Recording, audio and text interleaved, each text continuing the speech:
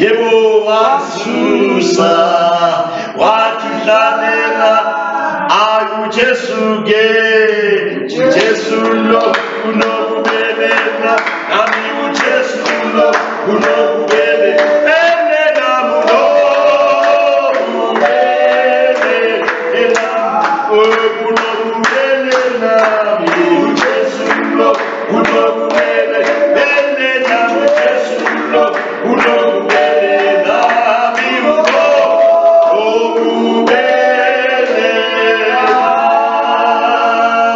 ake sithi sihlabele masithi sisazobiza inceba kaNkulunkulu sithi uyahala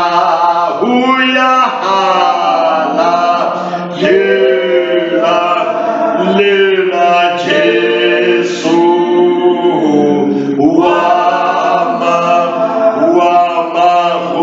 wamahudha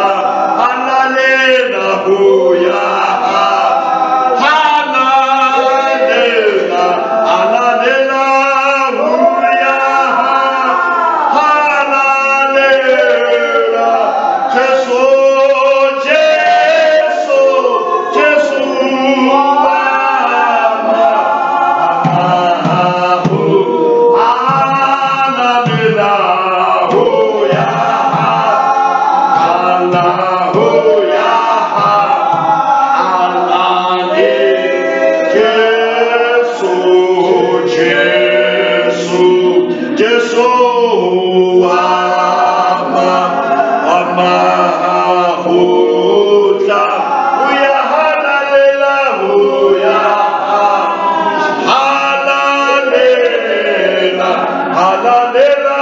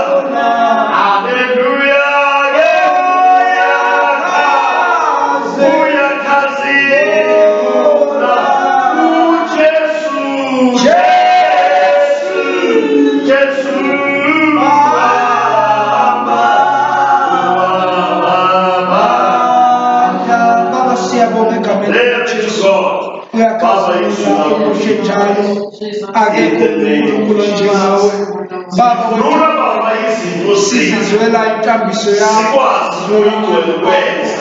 sizizwela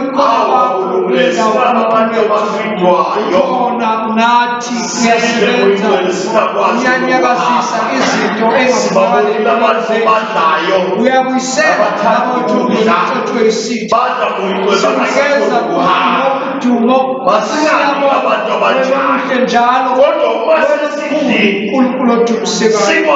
We worship you with the praise. You are worthy of the praises.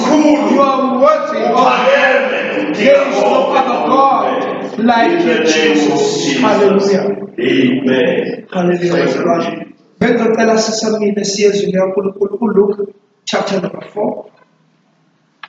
Chapter number 4. Sizofunda nje sisuka endubeni verse number 1 size sifike ku verse number 12. Luke 4. Luke chapter number 4. Yes. From verse number 1 to verse number 13. Luke chapter number 4, verse number 1 to verse number 13. Gizofunda. And Jesus, being full of the Holy Ghost, returned from Jordan and was led by the Spirit into the wilderness, being 40 days tempted of the devil. And in those days he did eat nothing. And when they were ended, he afterward hungered. And the devil said unto him, If thou be the Son of God, command this stone that it be made bread. And Jesus answered him, saying, It is written that man shall not live by bread alone, but by every word of God. And the devil, taking him up into an high mountain, showed unto him all the kingdoms of the world in a moment of time. And the devil said unto him, All this power will I give thee, and the glory of them, for that is delivered unto me, and to whomsoever I will give it. If thou therefore wilt worship me, all shall be thine. And Jesus answered and said unto him, Get thee behind me, Satan, for it is written, Thou shalt worship the Lord thy God, and him only shalt thou serve. And he brought him to Jerusalem and set him on a pinnacle of the temple, and said unto him, If thou be the Son of God, cast thyself down from hence. For it is written, He shall give his angels charge over thee to keep thee, and in their hands they shall bear thee up, lest any time shall dash thy foot against a stone. And Jesus answering said unto him, It is said, Thou shalt not tempt the Lord thy God. And when the devil had ended all the temptation, he departed from him for a season. Baba leli izwi lakho linamandla liyaphila. Yilo uNkulunkulu esiphila ngalo, yile silethembayo nakulesi sikhathi. Ilona lodwa uNkulunkulu that revives and rejuvenates us. Izwi lakho uNkulunkulu wethu ongcwele, it helps us to stand against the wiles and the schemes of the enemy. Amen. Hallelujah. Bazalwane singahlala phansi. Amen. Namhlanje bangcwele sizongena siqhubeka ne-spiritual warfare. Ngiyezwa nami emoyeni wami ukuthi kuyasinda. Amen. Ngiyabingelela lonke bangcwele nisathokozile endlini kaNkulunkulu. Hallelujah. Ngibona ingelosi sezisijoyinile. We preach you. Sanibonani ninjani bantu abasha? Sunday school. Siyabingelela ubaba umfundisi uMaduna, sibingelela umfundisi uMakinta, sibingelela abazali bethu abakhona phakathi kwethu. Sibingelela uSister KB, uSister Kahleko, uBrother Bandile, uSister Cesar. Sibingelela ubaba Ernest lapha emuva egameni likaJesu. Sanibonani bazalwane, sanibusisile uJesu. Amen. Kade sifunda encwadini lapho na uJesu elingwa uSathane. Amen. Namhlanje sizokhuluma about principalities. If you know the demonic powers, their function, then you know where to focus against them to counteract that function. We are dealing with principalities. Principalities are demonic entities that are in charge of a certain place. It's a demonic functionality and activity that is taking place there. Amandla ababusi, principalities, umoya osubusa nokugovernisha kuleyo ndawo. Iwona in charge. Iwona odecide yonke into eyenzeka lapha. Ingakho sibona nama-patterns. Kuthiwa a principality is a prince over a power. That is why incwadini yama-Ephesians chapter number 6 verse 12 sizwa ethi asibambene nenyama negazi kodwa sibambene namabusi, sibambene nama-principalities. So uma sekuchazwa-ke ngama-principalities kuthiwa principalities govern over geography. Khona ama-geographics, khona ama-demographics. Amen. Ama-geographics ila sikhuluma ngomhlaba, sikhuluma ngendawo, sikhuluma ngeplace, sikhuluma nge-landmass, noma sikhuluma ngendawo la abantu bekhona. It's geography, geos, okusho ukuthi umhlaba, it's the earth. ama-position akuthiwa itshe region, isikhulu sasendaweni ethile saseParashia, ePersia, isikhulu sase-Afrika, e-Ethiopia, eKemet, e-Egypt, isikhulu sase-Scandinavia, lama-nations la ase-Europe, yonke indawo ineyikhulu zakhona eyi-operatayo, in charge of that place. So kukhulunywa ke lana about principalities over in geography. Kuthiwa la, so geography it's a place the devil has deployed his forces according to a map. Ingakho khona ama-maps, ise Africa, ise Europe, ise Australia, ise North America, ise South America, ise Asia, ise Middle East, ise Antarctica, ise Far East. Zonke lezo indawo yindawo ezikwi-map. So kunama-principalities are in charge. That is why uma kukhulunywa nge-Indonesia kuyasho ukuthi hayi lapho kugcwele i-principality ye-Muslim, ama-Islamic principalities that are there, they are governing there. Makhulunywa ngo-Vietnam, ne-China, ngo-Japan, kukhona lapho i-principality ye-communism. Laba ama-communist, abantu aba-atheist baqhamuka lapho, ne-atheism futhi nakhona idla ubhedu kulezo indawo. Ama-principalities are busy kulezo indawo. Uma sikhuluma nge-Europe, Europe nakhona kune-principality that is in charge in that place. Abanye kuthiwa abantu bemali, kugcwele ispirit semali, abantu ama-capitalists, abantu abaziwayo ukuthi banemali, spirit of mammon is there.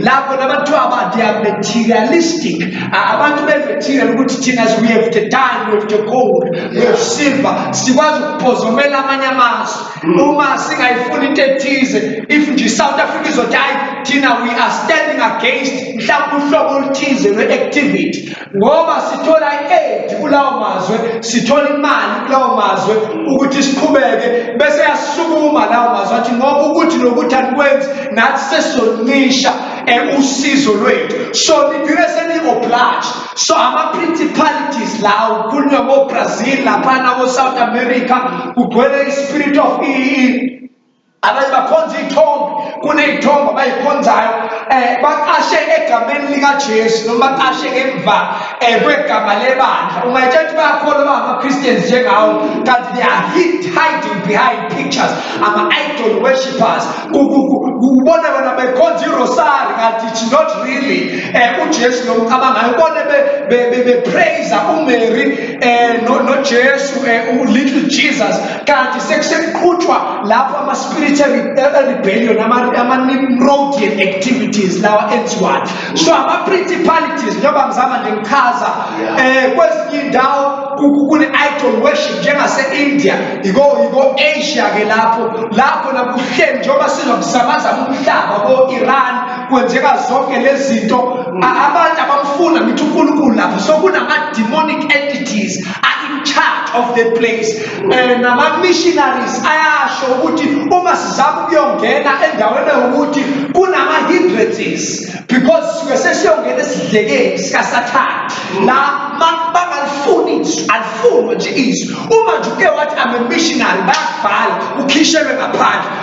Nakhona futhi uma uzongena kuyaseshwa laphana ukuthi ivisa yakho ithini. If you are a Christian, if you are a minister of God's word, uyavinjwa, because uzokwenzani, uzohlakaza igodlo, ivangeli alifunakali, liyavinjwa kuleziya indawo. So I'm just trying to give you a glimpse. That is why sizwa ke no-Daniel again ethi isikhulu sasendaweni ethile saseParashia nesikhulu ey'bali ikhulu ebeyimelene noGabriel ukuthi afike kuyena ne-message. Ama-principalities lawo, ama-principalities abuya vele ngama-patterns of alcoholism. Uthola ukuthi kule ndawo kuhlasele umoya wophuzo, i-strong man noma i-principality egovernisha le ndawo. And uma kuphuzwa kakhulu endaweni siyazi ukuthi kugcine sekuproduceka i-abuse, i-gender based violence iba yiningi ngoba kuyaphuzwa. And ne-negligence le nto engayichaza before bazalwane ukuthi it's another thing that breaks the warriors. Uthola ukuthi abazali babhizi nezinto zobumnandi, abasabi naso isikhathi so-attend kuthenga iy'ngane.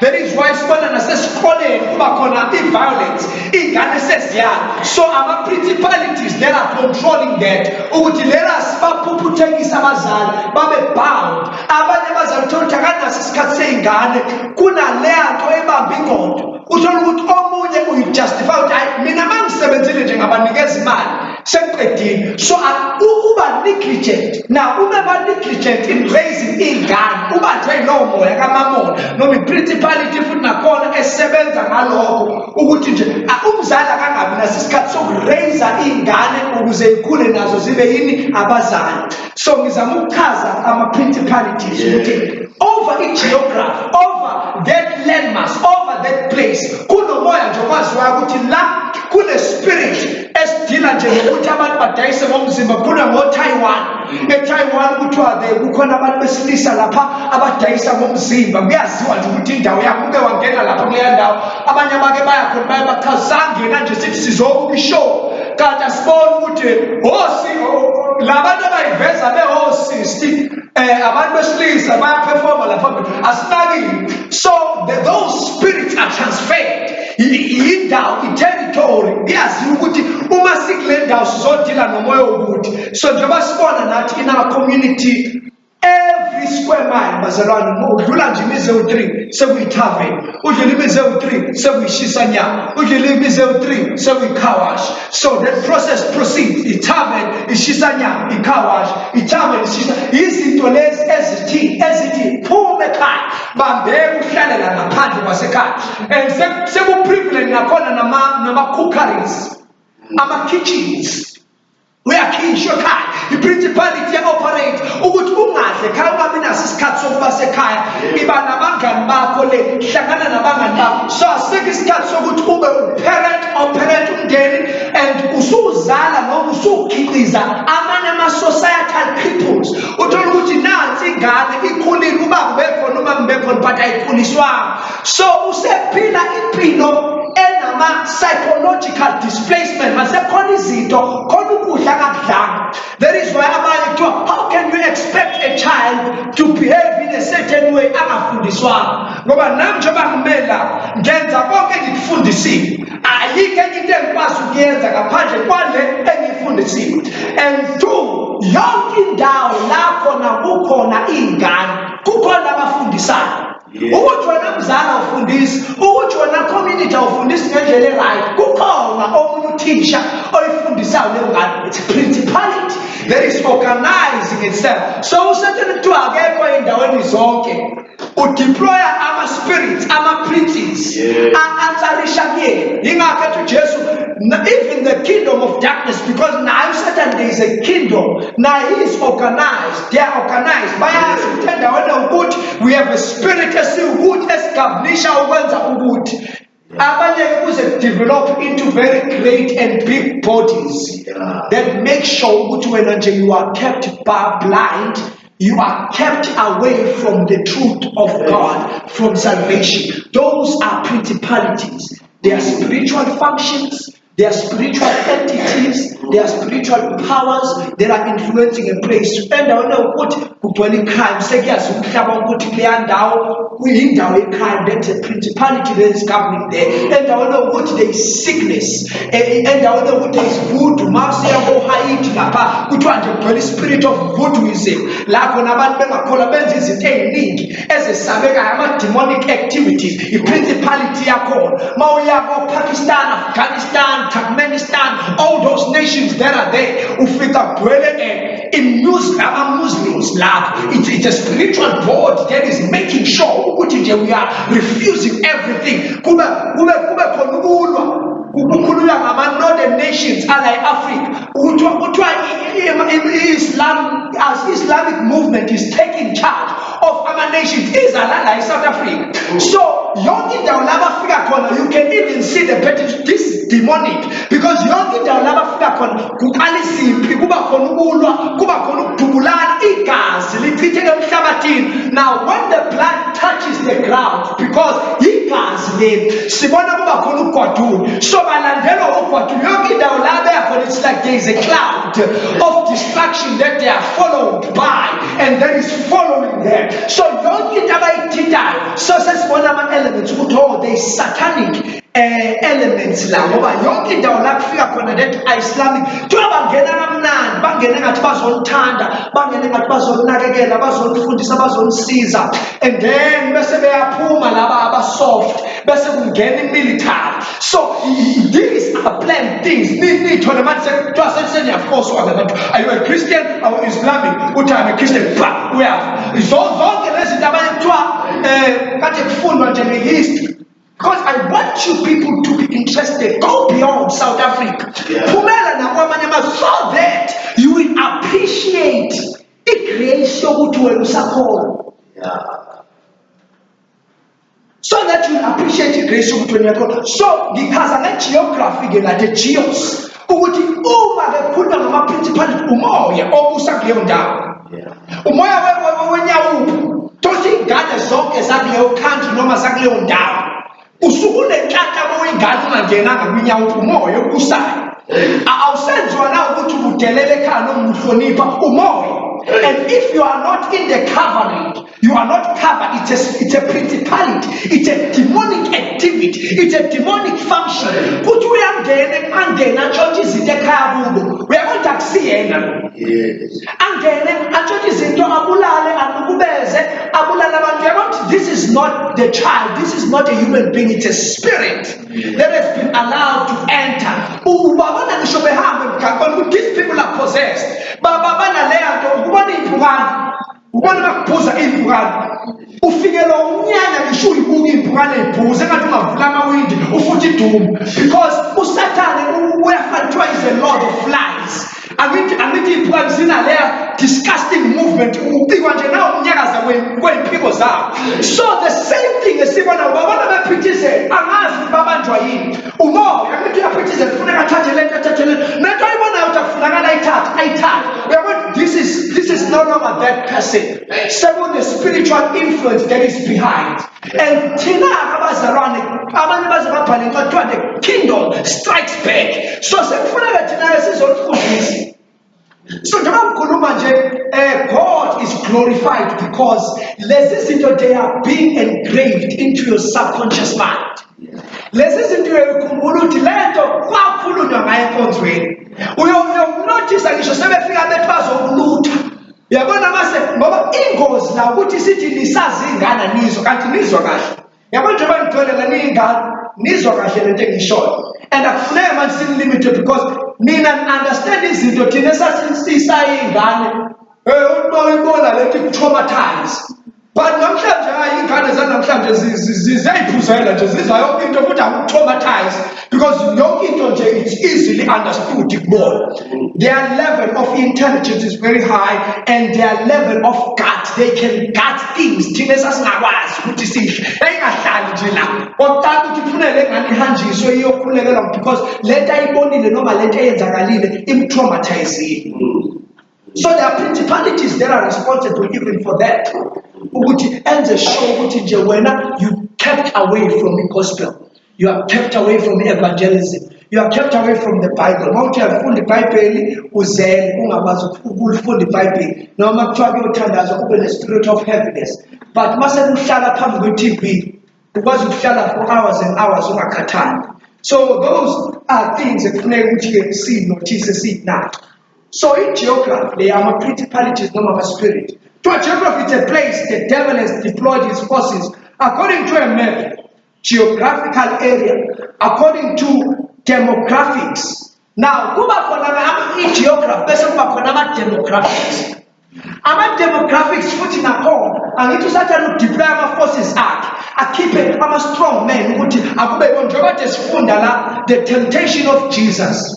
Napona na principality le uJesu eyayidila naye direct and yayingamtempting ezithe light ngoba uma ukhula ugogo nezinga le temptation liyakhula maye kuwe mawukuthi awuthandazi ngoba the more you are promoted the more the challenges to him that much is given much is expected. So uzonikezwa kuyenzwa a home, a church, a structure, a society where there is peace, where there is everything that is free. So no Satan na uyathola iy'ntuba zokungena because when you are given much. So kusho ukuthi ke lezinto that you can guard and handle are greater. So uSatan afaka iglove. That is why I told you, lo muntu come from a very established home, ekhaya kube right ufundile, but uSatan afaka iglove and clean. Attack and tear apart, because all these people must be relevant. Bonke labantu abahlala emgaqweni ukuthiwa babizwa ngamagama anhlobonhlobo. Abaningi babo baqhamuke e-university. Abaningi babo are very educated people. Omunye uthi uhleli naye phansi uthi, how did you get here? Athi hayi bakuqala nje sisephathini. Nami ngathi ake ngiyizame lento kwabe ukuhamba kwami. Omunye uthi hayi I'm coming from a home namanje umbhede wami nekamero lami baliklina kuklini yonke into is there. But ngikhishiwe ekhaya ngithola ngila nami ngenza lento engazi ukuthi ngangena kanjani kuyo. Because we have a self interview. Oh, how did you get here? What happened? That omunye ngangigijima nje nabangani. See, enjoying impilo in the name of fun. We were enjoying life in the name of fun. Kanti akazi ukuthi abangani bakhe they are jealous of him. Kube khona izinto abamkhathazelayo kunama-dreams ngoba uyakuzwa namanje ukuthi bazalwane abasabusaba abantu uNkulunkulu. People are in a time where they can do anything. The devil has deployed his forces, and the target and the mission is one: destroy. They are there to destroy, to lay waste. That is why to have a come, let us build the wall of prayer so that we can protect ourselves and enjoy that protection, and then move from the mode of indefensive. See that we offensive. As far as we can be offensive, if see they not defensive, can we be able to see defend the team before manje bese sithi siyaphuma sesiyolwa ngaphandle. So besikhuluma ke manje ngama demographic. I just wanted to explain this before singene kuyona message ukuthi ama demographics sekhuluma about groups of people, inhlobo zabantu abasebenzayo abangasebenzi, abakholwayo abangakholwa, abamhlophe abamnyama, ama-Muslims nama-Hindus, ama-groups of people abakhuluma isiZulu, abakhuluma isingisi, abakhuluma isisuthu, abahlala emgaqweni, because they are a group nabo njengoba belapha. So zonke lezi zinto-ke sekwama-demographics ekufuna ukuthi thina abazalwane when we deal with the principalities sizazi. Ungizwile ngiwabiza ama-nations engazathi ngiwabuka phansi. Ningizwile bazalwane? Ngiwabiza ama-nations engathi ngibukela imap. Ningizwile ngibiza ama-people group engathi ngibukela phansi kanti angibukeli phansi. Wena njengomzalwane you must know those things. Like ngikhuluma nje ngamasophi. Angithi amasophi siyawazi ukuthi qala ini uqala uzalo kuze isibaya kuze generation kuze ini. Lezi zinto kufunakala ukuthi uzazi ngoba noma usuthandaza sisazongena kuma-types and levels of prayer, because that is our weapon against principalities. So umuthandaza kufuneka ube umuntu is geographically aware. Uyazi ukuthi region ewukuthi ihlaselwa yini. Mhlawumbe ihlaselwa i-alcohol, usuzothandaza utarget specifically lezo zinto lezo ezenzeka lapho. So ama-demographics ke masithi sitargeta abantu abanjalo kuthiwa these are various groups of people identified by age. Angithi abanye asho kuthiwa abana-4 kuya ku-5 bahlaselwa idimoni elithize. Sekufuneka sikhulekele lelo dimoni. Idimoni nje ley'ngane ey'ngahloniphi, ey'ngafuni ukulalela abazali, ey'ncane nje. Uthole le ngane yaze yastubborn yidla ngoba kusakuncane.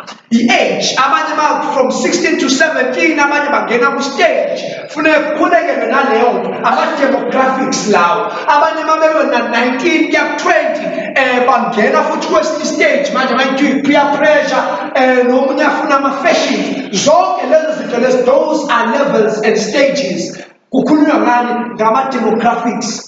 Types of people, stages of people, different groups of people, abasebenza abangasebenzi. Izinto lezi kufunakala ukuthi sizazi when we are dealing with principalities, because that is how principalities operate.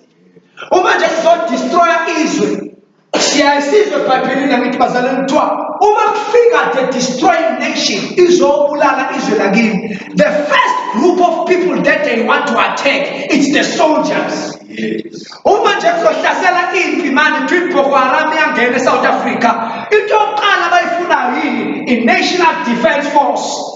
Bafuna nje i-NDF SA, South African National Defence Force. Baqale bathi lay waste of the soldiers. Ake ngikuyisize la kuthini, uma kuzohlasela usathane ebandleni akaqali nganombani, uqala afune i-spiritual defence force. Yini spiritual defence force? Abantu bomthandazo. Ufika aqishe zonke iy'mali zomthandazo. And mzame mchazela nama-dimensions nama-type of prayer warriors ukuthi kunama-stages nakhona emthandazweni siyashiyana ngamazinga. Kubalwa-ke ngama-hours, ingakhethi uJesu khulekani ukuthi lingangeni ekulingweni i-prayer of protection leyo elingana no-1 hour ngokuthi angeke kusakwazi ukulinda nje nanomzuzwanyana. So sikhuluma ngazo-ke lezo zinto lezo, but once I understand bazalwane ukuthi i-geography, when you pray, you must pray a prayer that targets geographic landmasses, places, regions, cities, towns, because that is how the devil deploys his forces. 2, bese kuba khona ama-demographics, types of people, people groups, age, race, language, occupation, of economics ne-gender. Angithi kuyashiwo lapho kuthiwa kuney'nhlobo ey'ningi zabantu nama-groups, thola ukuthi abanye bama-Hindus, abanye bama-Buddhists, abanye bama-Islamists, abanye bama-atheists, abanye bama-Christians, angesiwo ama-Christians, abanye bama-Christians, abanye abakholelwa kwilutho nje bayihambela nje bakholelwa kwi-Darwinism, la bathi savele ey'mfeleni mama ufunde kuthiwa hayi wena ukhokho wakho nje kushuthi kwakubhabhabhuni. Zonke lezo zinto lezo uyafundiswa nasesikoleni kuthiwa evolution, ama-evolutionists, ama-scientists, zonke inkolo futhi nayo i-science, because angithi baqhamuka begqoke namabhaji la amhlophe. Ibona ama-priest banenkolo kaNkulunkulu wabo-science, bakhulume ngama-laws of relativity, bakhulume about the universe. Kukhona izinto abayisho nje manje bathi because nje kuliwa nalento kaNkulunkulu kuthiwa who created the universe, abanye bathi hayi kushuthi the universe created itself. Mama uzokhuluma ngoNkulunkulu iyaqishwa nje leyo ukuthi uNkulunkulu wadala izulu nomhlaba. So kufuna phakathi, so ama-principalities, that is how the devil operates, that is how the principalities operate. So uma ungenayo leyo understanding, uzospenda hours and hours uyithembelezela nje phambi kaNkulunkulu, kanti kunezindlela ukuthandazwa ngayo. Njengoba ngasumela ngaphandle ubuke this building, ungathi lendlu inkulu kakhulu, bese yaqhamuka umuntu owumakhi athi kulula kakhulu lendlu, because bayithathile lento bayihlephula into pieces.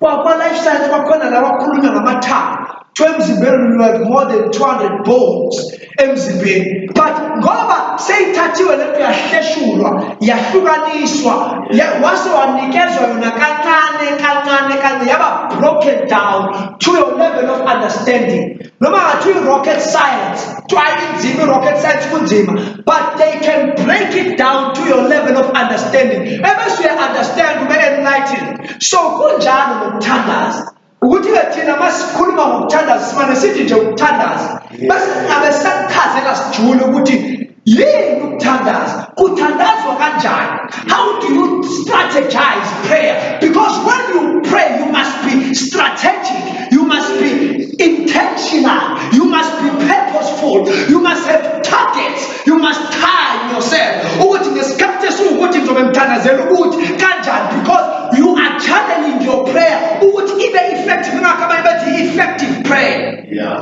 So kukhulunywa ngama-demographics bese kukhulunywa ngama-geography. That is how the devil deploys his forces to minister and to minister havoc into people's lives. So different demographic groups need a different focus. Ingakho to just let the world bengeke kuphume ngaphandle kwe-fasting ne-prayer. So we ask ukuthi should zonke ezinye izinto bey'ngenze, but this specific spirit, and uma kuzoyiwe egidara la khona kwaficwa leya ndoda enolegi yona kuthiwa yaphuma ekhaya yangenwa amadimoni yahamba yaya endaweni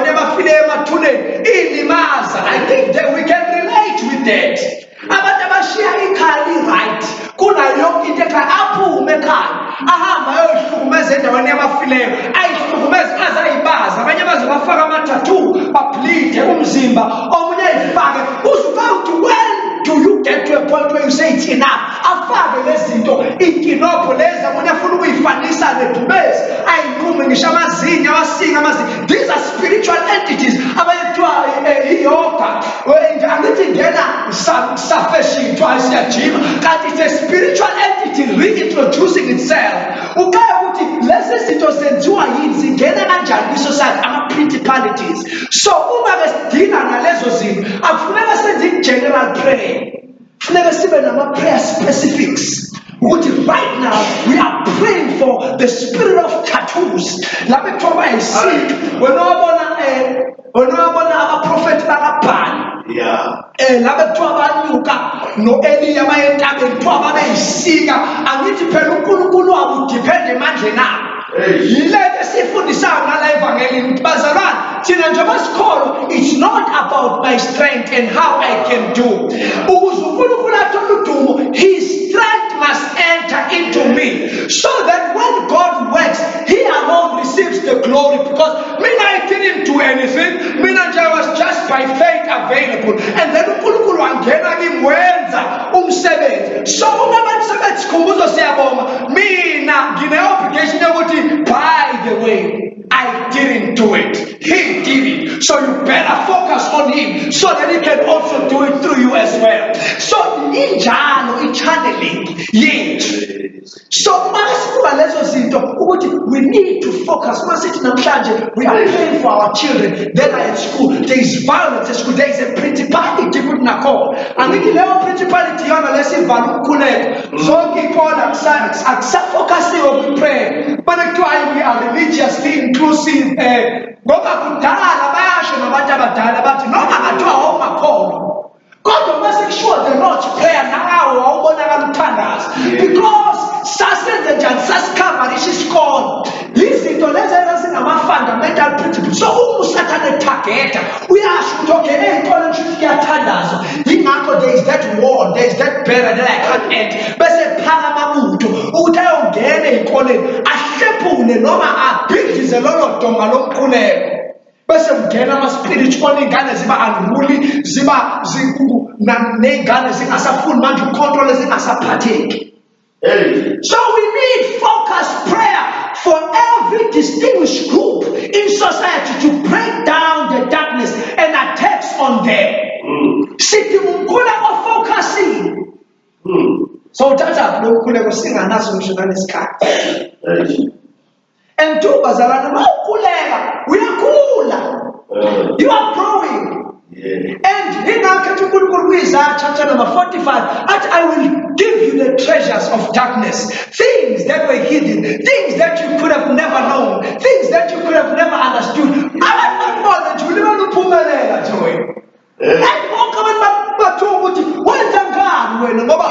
Even out of season, blessed are those who trust in the Lord. For even when the season of drought shall come, their feathers, their leaves shall never,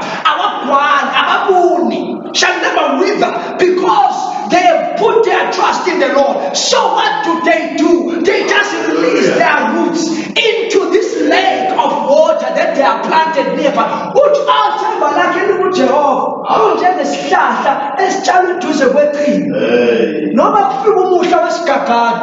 Isomise esinzima kufa zonke ihlahla yibona but then iqabunga lakhe ehlala green. Their leaves are always green, they are always on fire for the Lord, they always have the zeal for the Lord, they are always faithful, they are always on time, they are always doing things that others cannot do, they are always receiving rejuvenation, they are always in power. Which one? Give a special son for those that trust in the Lord. Joel chapter number 2, think of verse number 28. What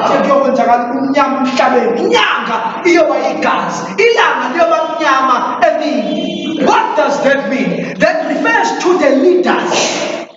When stewards become unfaithful, the custodians suffer. Yes. And the custodians get to find a way. Yes. Abathenjiwe bengasathembekile. Inyanga kufanele abe yasikhanyisela ebusuku ingasakhanyisi iphenduke i-abomination. Abantu that we trusted sababeke ekhundleni bashintshe babe esinye isimo lapho. But uthi uNkulunkulu, when that happens, ube sethi those who call upon the name of the Lord shall be saved. Amen. Uma ke lama principalities esewaphakile uSathane apossessa even our leaders. Yeah.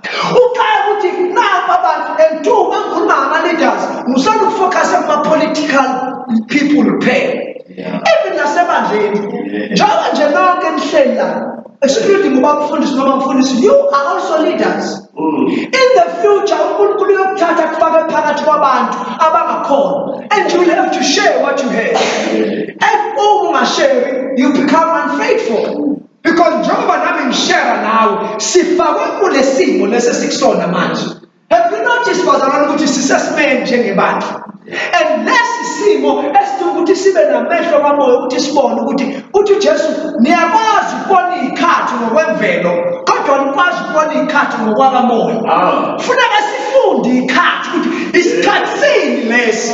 What is this time in the astrological map of God, in the astrological chronos time, and in the astrological kairos time? Because only chronos, which is 1, 2, 3, 4, 5, January, February, March, all those. And then let's talk about only kairos. In kairos, that is God's appointed time. It's God, singakulunkulu, ikairos sigele. These things, the thing which is focusing. Uthi banemnene. Njengamajuba but ihlakaniphe njengenyoka. Because na inyoka kulula ukuthi uma uyinyathele ekhanda iyavika bese iyakushaya. So we need to be strategic. And bazalwane asiyanaki ukwahluleka kwabanye. Asiqhubeke nabaqhubekayo. Asiqhubeke nabaqhubekayo tata. Because yiphi ihlasele and understand right. Asiqhubeke nabaqhubekayo abalandelayo bosithola ngendlela. Bosithola ngendlela abalandelayo sebebona iy'thelo. So uma kukhulunywa ngama-principalities ke kukhulunywa ngaleyo nto njengoba kukhulunywa ngale nto yokulingwa kukaJesu.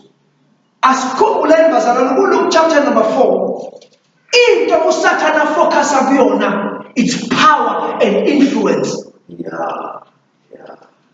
Most of the temptation is based on power and influence. Litwa ngibeka phezulu wasiwambukisa yonke imibuso.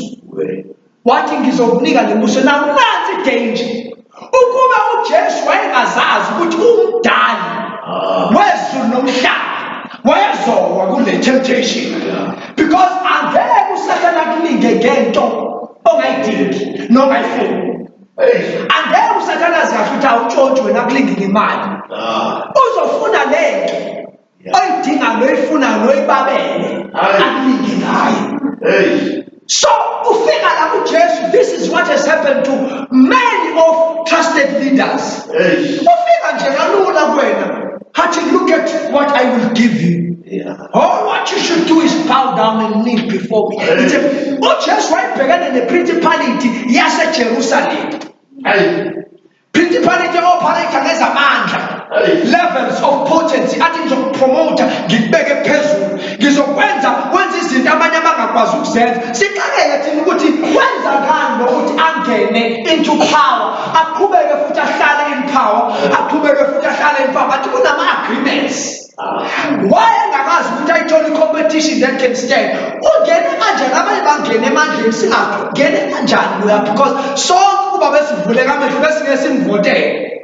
Khona kade bekhala nje during coronavirus bekhaliswa upresident wabo bemsaba bekhala ukuthi hayi lo muntu ungene kanjani esihlalweni. Ungene kanjani phela sonke besingazi asazi ukhetheke kanjani. So izinto ey'njalo uSathane mefika kuwena athi you are very influential, I will give you this and this and that. Abandon your faith, abandon your God and serve me. Uyamuzwa ethi khothamela mina, khonza mina, worship me and I will give you A, B, C and D. Ukaya ukuthi why osaziwayo bethu bephila bebuse babe very famous. Hey. Kodwa after a period of time they die. And kuba iphethe uzunotice ukuthi labantu bafa along the same age. Hey. And they're popular in the same level. Hey. So our principalities now afika kuwena bayasho nabanye befundisi mabefakaza athi kumane nje kwafika ingelosi ekhanya kamnandi ekamereni lami yakupromisa ukuthi nokuthi nokuthi. Abanye bayasho bathi bayabizwa kuma restaurant kufike nje agent thizeni ithi wena we have been trying ungene ebandleni lakho ume ngani wenza ngani nanga ama proposals sizokupha lokhu nalokhu share lendlela woze uzongena nomsabo wethu because ama entities ama principalities are operating kuleyo ndawo, and once you catch their attention ayaqhamuka ke manje reveal ngendlela ehlukahlukene account their souls to the devil. Hey. Ama principalities yilento ke lekusukunywa ngayo kuLuke chapter number 4 kusuke kwenzakale something of similitude to this. Kufika spirit, certain spirit sifike sikuofferisha izinto ezithize, and then when you agree and fall for that. Ama principalities, ama powers.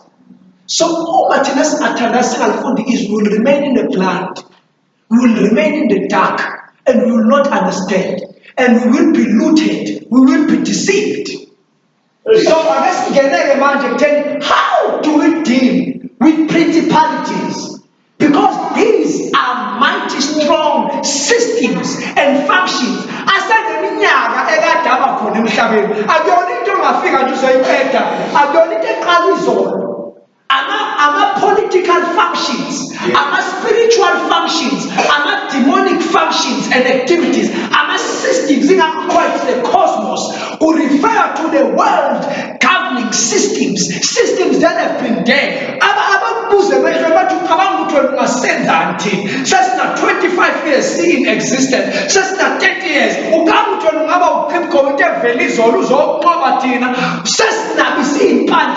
We are rooted, we are grounded. You cannot defeat us, you cannot eliminate us.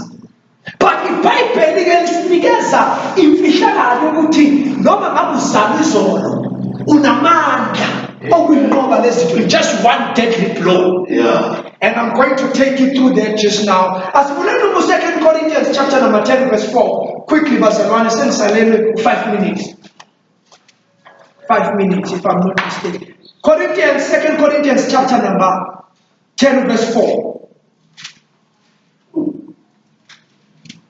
Verse 14, for the weapons of our warfare are not carnal, but mighty through God, to the pulling down of strongholds, casting down imaginations, and every high thing that exalted itself against the knowledge of God, and bringing into captivity every thought to the obedience of Christ.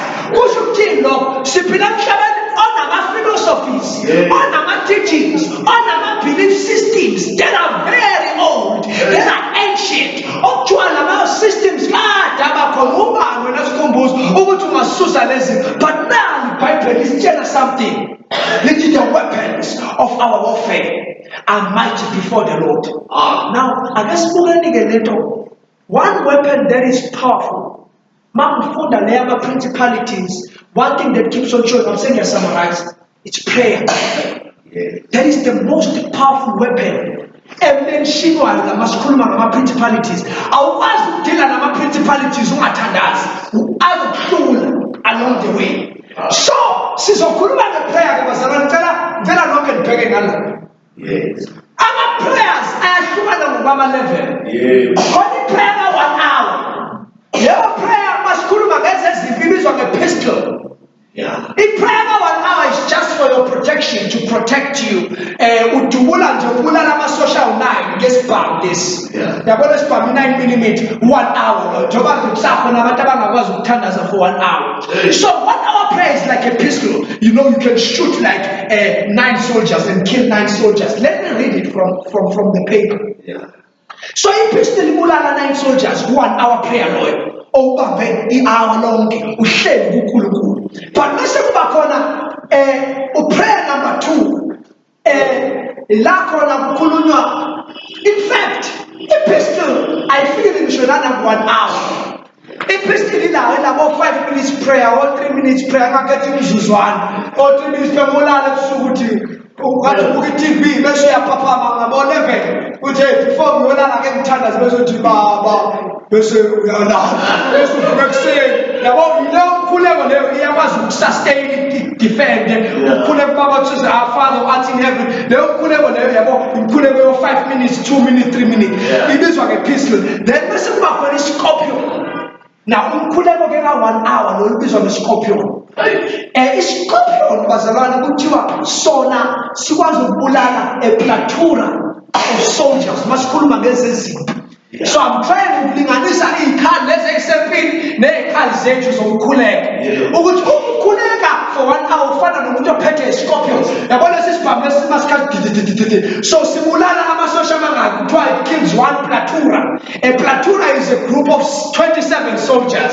So ukwazi ukudiliza amasosha awu 27. Ingakho kuthiwa 1 person can put into plight or can scatter 1,000 but 2 can scatter 10,000. So kukhulunywa ngama-prayer task teams la, kukhulunywa ngama-prayer levels. Then bese siyehla bazalwane siye kwi-AK-47. AK-47 ke bazalwane umkhuleko ka 3 hours. Lapho nihlala phansi noNkulunkulu for the full period of 3 hours. So ukuthandaza for 3 hours uphethe ufana nomuntu kwelikamoya ophethe AK-47. Now i-AK-47 bazalwane kuthiwa yona ibulala 4 platuras okusho ukuthi ibulala 27 times 4. I-AK-47 is powerful. Makhuluma about the Rhodesian War ukhuluma ngempi eyayibanjwe eZimbabwe kuthiwa ama-Zimbabweans ayelwa nama-Rhodesians kwase kwakhambeka Chris Hani ama-Chris-Hani-ke ama-South Africans la kuthiwa eyiphethe insimbi yaseRussia mabengena uChris-Hani waphaka amasosha akhe kuthiwa bathi bayingena ama-Rhodesians azwakale eqwebana bethi kwangathi asisali nama-Zimbabweans la kwangathi sengene umkhonto wesizwe umkhonto wesizwe ungene izwakale AK-47 khali kodwa ayiseyingenile-ke babebizwa ngama-arcs ngoba sidinga uNkulunkulu asivusele the arcs of prayer. Abantu bomkhuleko baphethe ama-AK-47 abadiliza ama-platuras awu-4 27 times 4 abadiliza amasosha amaningi but nakhona lapho siyadlula ku-3 hours singene ku-4 hours. U-4 hours kuthiwa ulinganiswa nemota. Now imota injenga it's planted, it's a bomb. It's a bomb launcher. Hallelujah bazalwane. Now lo 4 hours imota kuthiwa kudingakala ukuthi ibe planted, ibe rooted on the ground. Amen. Ebese ibomb le iyafakwa at an angle of inclination. Hallelujah bangwene.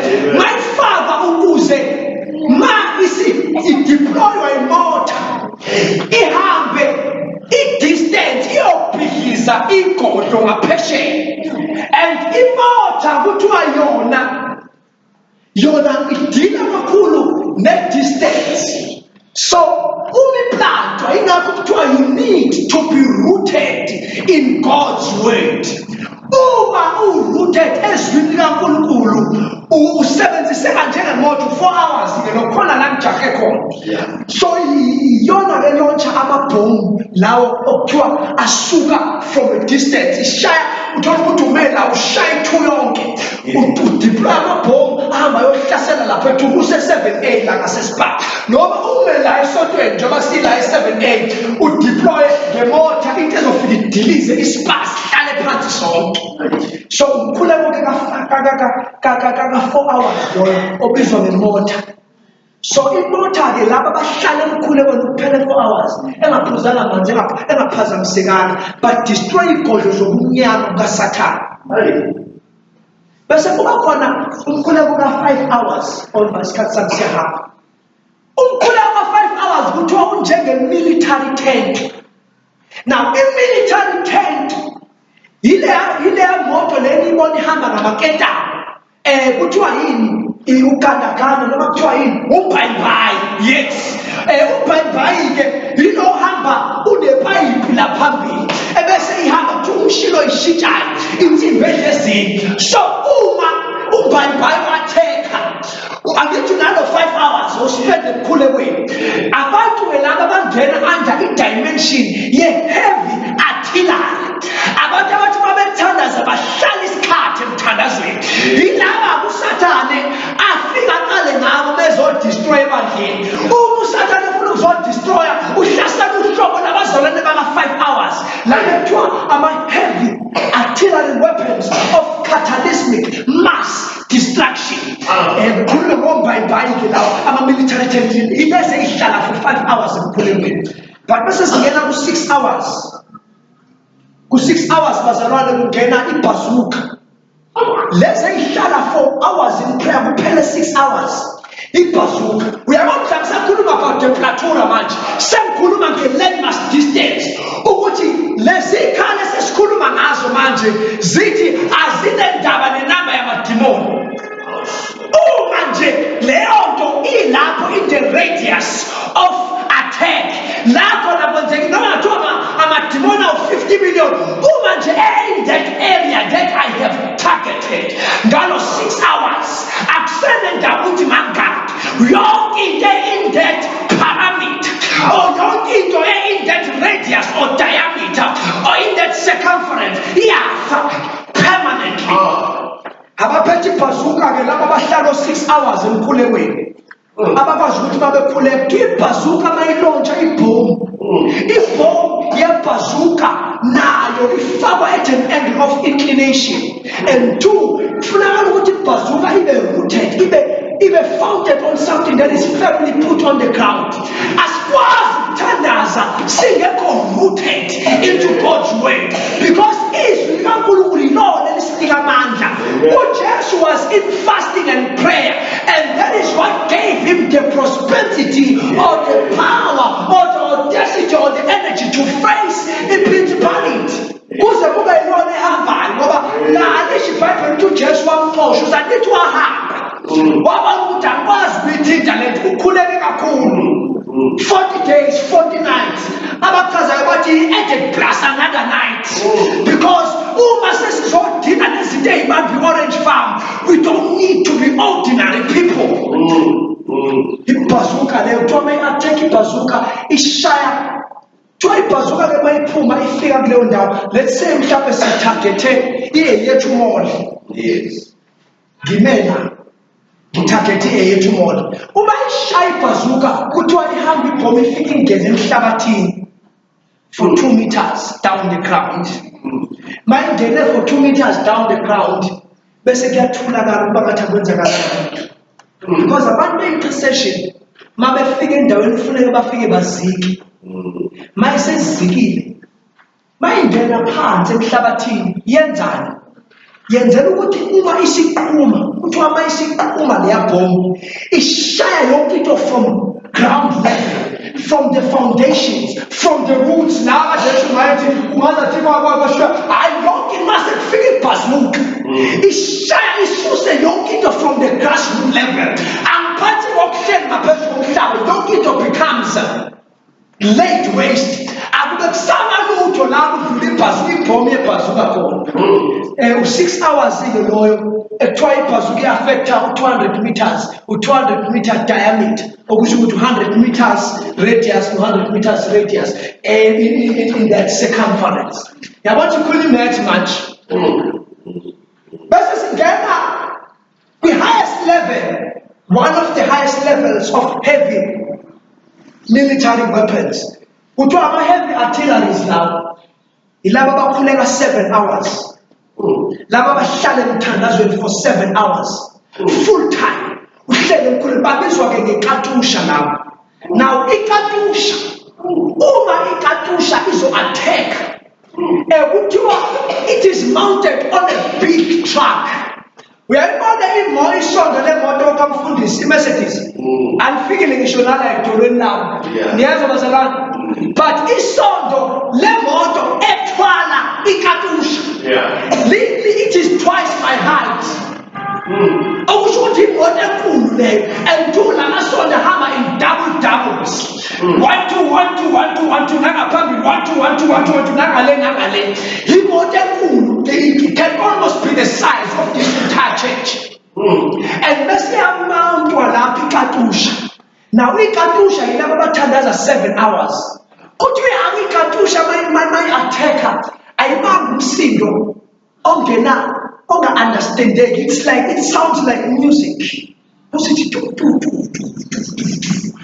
njengoba nje nihlale nilalela iy'ndaba nizwa impi yase Middle East lapha kuthiwa ama-Israelites ayahlasela ama-Pakistan kufika iKatusha njengoba libona i-Ukraine ne-Russia khona la matraki nesiwabona amakhulu efike ime bese ibheka ngakuleyo ndawo. Ayikhiphi futhi ibhome eyodwa, ikhipha amabhomu amaningi. Mabechaza la bazalwane kuthiwa it's a Calvary.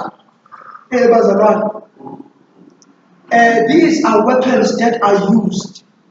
These are weapons that cause mass cataclysmic destruction. 7 hours.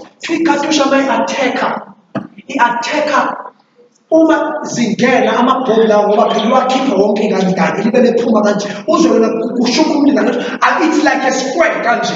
And then bese kuba khona imbo khona no cricket ocishe ufana neKatusha. No cricket lo keeper o cricket abaningi at the same time.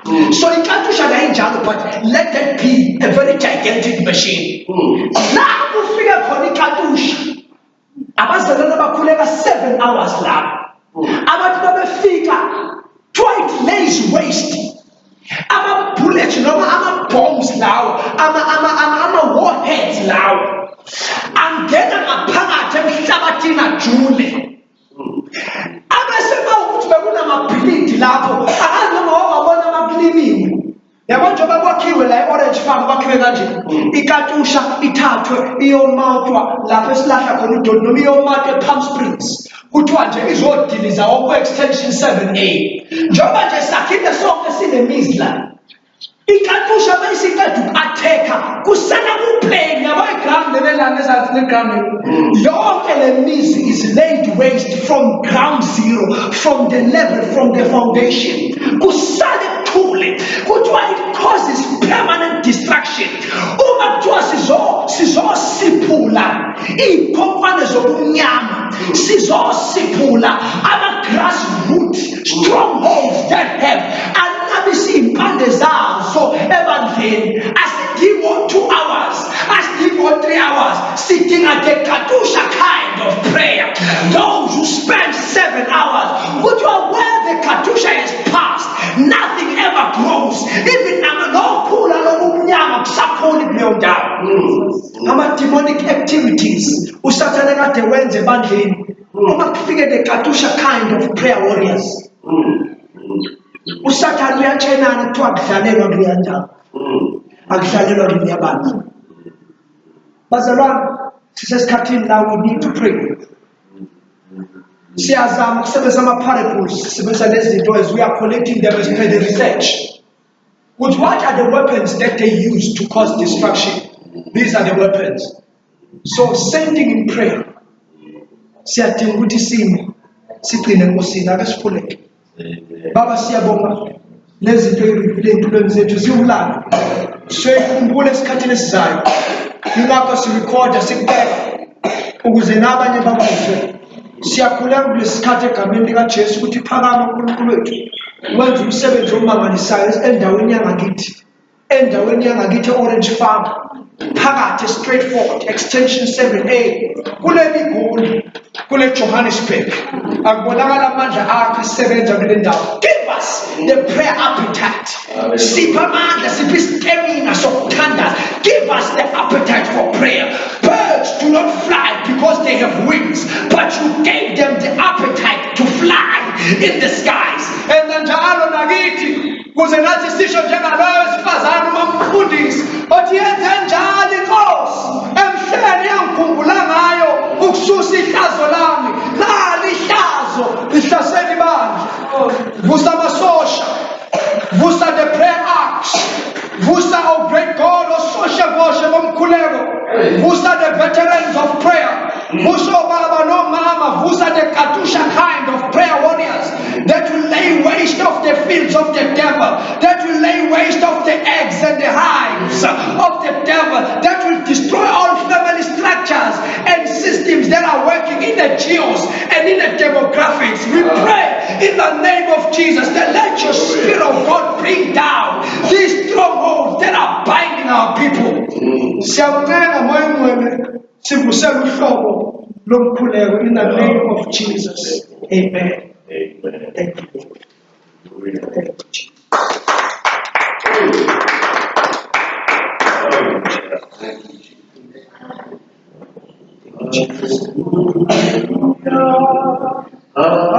Hallelujah.